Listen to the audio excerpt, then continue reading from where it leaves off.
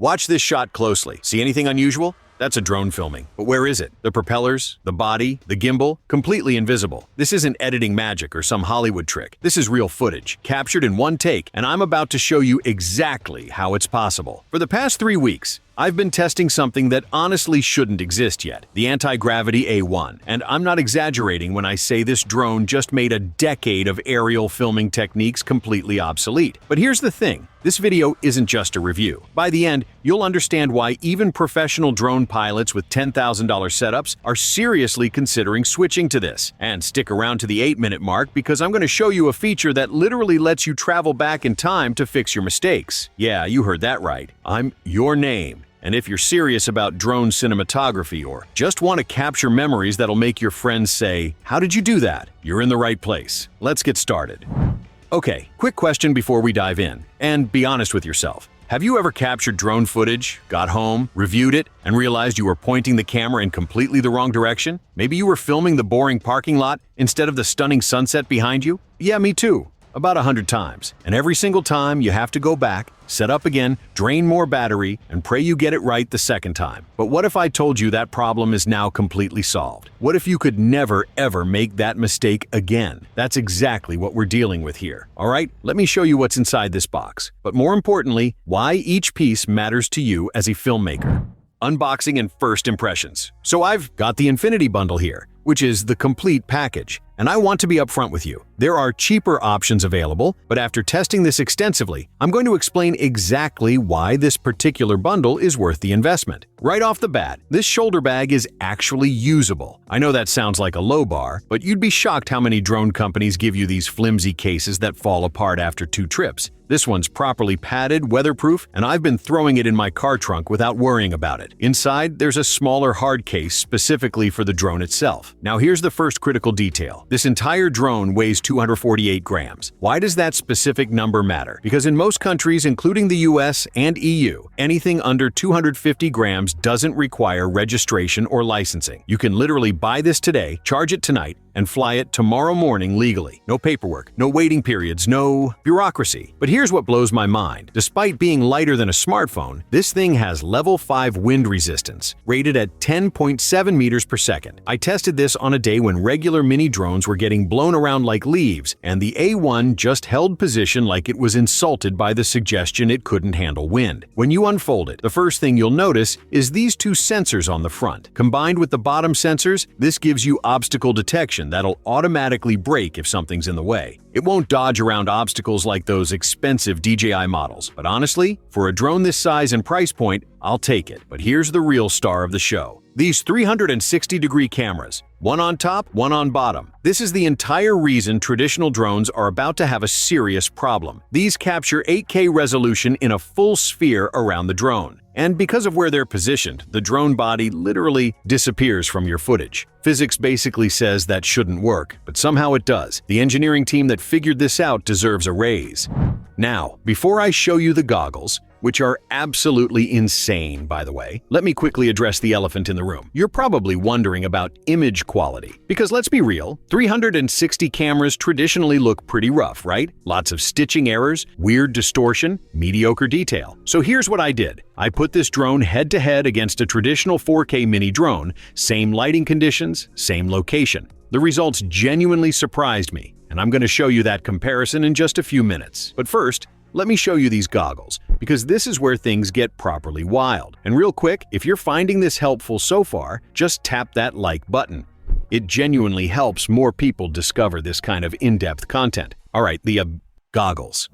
Vision goggles breakdown. So, these are the Vision goggles, and I need to talk about one feature specifically because it's borderline genius, and I haven't seen anyone else properly explain why it matters so much. But first, let's cover the basics. The battery hangs around your neck on this strap. Some people wish it attached to the back of the goggles instead, and yeah, I get that preference. I'm sure third-party accessories will solve that soon. This battery gives you 2.5 hours of continuous use, which is way more than you'll ever need in one session. The goggles themselves weigh just 340 grams, so they're comfortable for extended flights without causing neck strain or pressure headaches. Inside, you've got 2 1-inch micro-OLED screens. If you wear glasses, there's diopter adjustment, basically a little dial that lets you focus the image perfectly without needing your glasses on. And there's an anti-fog feature, which should prevent steaming up on humid days. These flip-out antennas give you 10 kilometers of transmission range under FCC standards, or 6 kilometers under CE standards depending on where you live. That's substantial range for a drone in this category, more than enough for any typical flight scenario. But here's the genius feature I mentioned, this front display. At first glance, it might seem like just a neat addition, a little screen showing what you're seeing inside the goggles. But think about the practical applications. When you're flying with friends or family around, they can watch exactly what you're capturing in real time without needing any extra equipment. With most other FPV drones, you'd need to either pass around the goggles constantly or hook up a phone with extra cables and adapters, or buy a separate monitor. With this, everyone can simply watch the front display. It transforms FPV from a solo experience into something shareable, but it's even more practical than that. When you're updating firmware or waiting for the drone to initialize, the status displays on this front screen. You don't need to keep putting the goggles on and off to check progress. And when the drone's not connected, you can choose different animations to display here, which is a fun little personalization touch. There's also a camera right here that enables pass-through mode, so you can see your surroundings without removing the goggles. Super handy when you're flying in public spaces and need to stay aware of what's happening around you.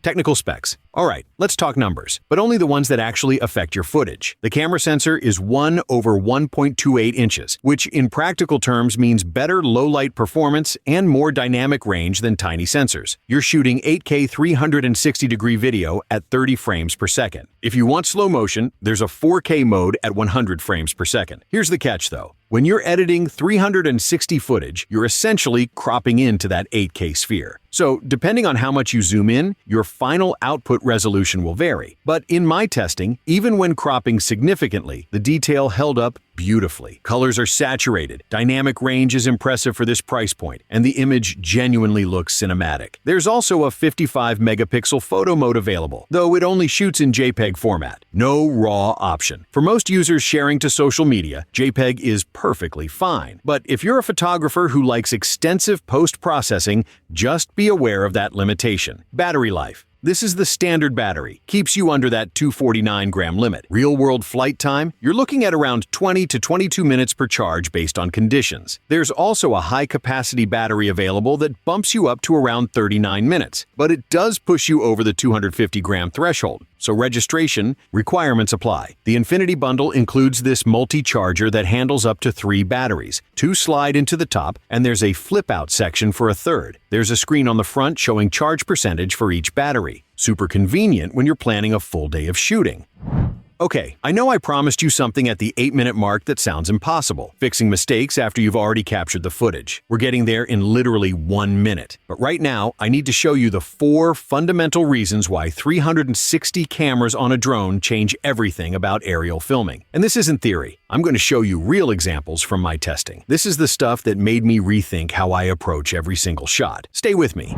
The 360-degree advantage. Benefit number 1, independent head movement. With a traditional drone, where the drone points is where the camera points. If you want to look left while flying forward, you have to physically turn the entire aircraft. With the A1, you're looking around inside a 360-degree bubble. The drone can be flying north while you're looking west. Sounds simple, but in practice, this is revolutionary. Imagine flying over a coastline, drone moving parallel to the shore, but you could watch the waves crashing, then instantly spin your head to watch what's happening on the other side. Then look straight down at the terrain below, all without touching the controls. The drone just keeps flying its path while you explore everything around you. Benefit number 2. This is the big one. Fly first, frame later. Imagine you're filming a mountain peak. With a traditional drone, you need to nail the framing in real time. Sunset's happening, lights changing, you're stressed about getting the shot perfect. And then you get home and realize you were slightly off-center, or you missed the best angle. Entirely. That shot is gone forever. You'd have to go back, hope for identical weather, and try again. With the A1, you just fly. Point the camera wherever, doesn't matter. Because later, in the editing software, you have the entire 360-degree sphere to work with. You can reframe that mountain shot 12 different ways, center it perfectly, adjust the tilt, even change the field of view to go from wide angle to telephoto. It's like having a time machine for your footage. You literally cannot make a framing mistake because you capture everything simultaneously. Benefit number 3 builds on that. Since you can reframe freely, one single flight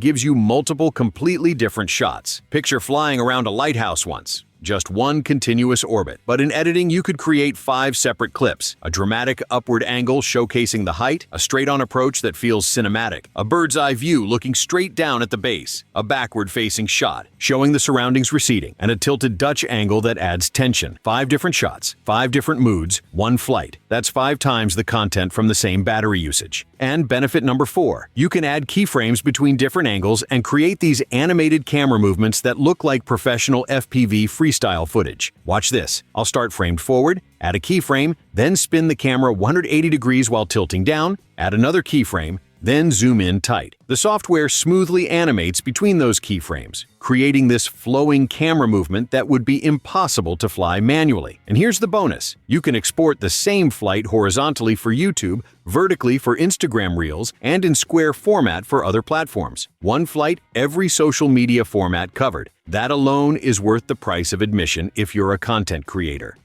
Retention hook. All right, we've covered the hardware, we've covered the camera, we've covered why 360 is game-changing. Now let's talk about actually flying this thing. And this is where the A1 legitimately shocked me. Because mini drones typically feel like toys, right? Loose controls, drift in wind, sketchy reliability. I went into this expecting similar frustrations. What I got instead was the most intuitive flying experience I've had with any drone, period. And the interface. Oh man, the interface. It's so well designed that my friend who'd never flown a drone before was pulling off tracking shots within 5 minutes. Let me show you.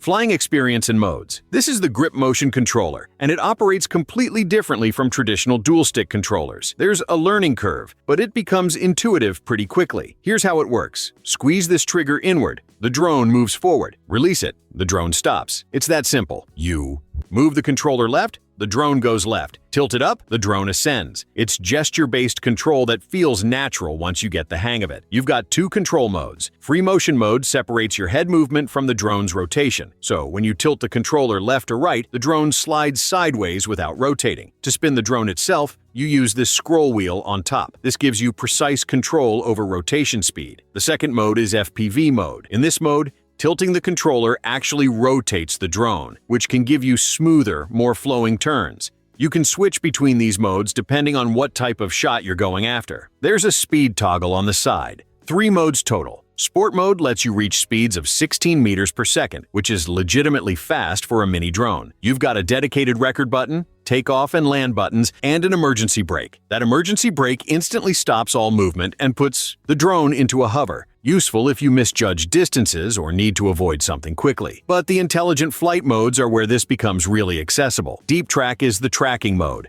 And yes, it's interesting that an FPV goggle drone has subject tracking, but it's here. You press and hold the C1 button, move the controller to position a green box over your subject, and release. The drone now tracks that person or vehicle. You can choose how it tracks, orbiting 360 degrees around them, following from behind, paralleling from the side. This works for people or vehicles, and it maintains tracking even when your subject is moving through varied terrain. SkyGenie is your automated cinematic move library. Orbits, spirals, ascending reveals. All pre-programmed. You select the move you want, use that green box again to mark your point of interest, choose rotation direction, and hit go. The drone executes the move with smooth acceleration and deceleration. These automated moves can help you capture professional-looking shots without needing advanced piloting skills. And then there's SkyPath, which is the waypoint system. You fly the drone manually to each position you want, marking each spot as you go. The drone shows you a preview of the path it'll follow, you confirm it, and then it flies that exact route automatically. But here's the brilliant part. While it's flying that pre-programmed path, you can still freely look around in any direction with the goggles. This is perfect for showing the FPV experience to people who don't have piloting experience.